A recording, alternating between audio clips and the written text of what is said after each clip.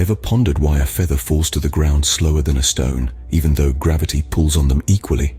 The key lies in a force we encounter every day, but perhaps hardly think about: air resistance. Air resistance, an invisible but powerful force, has a knack for opposing motion. It's like an unseen hand that pulls back on objects as they move through the air, pushing against their direction of movement. The strength of this force isn't constant, though. It grows with the object's speed and the size of its cross-sectional area. Now, think about what happens when air resistance increases.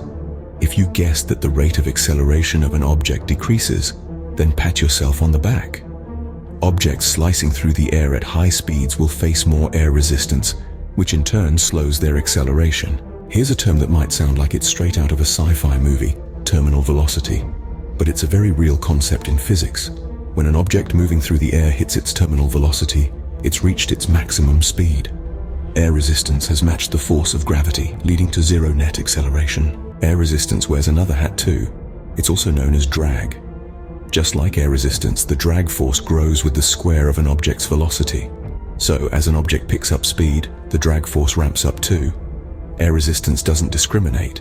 It influences all objects moving through the air, from jumbo jets and helicopters to birds and kites. It plays a vital role in determining their motion and performance.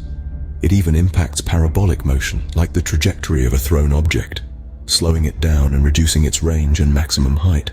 To wrap it up, air resistance is a force that opposes motion, decreases acceleration, leads to terminal velocity, and is also known as drag. It's a constant companion to anything moving through the air, shaping its speed, trajectory, and ultimate performance.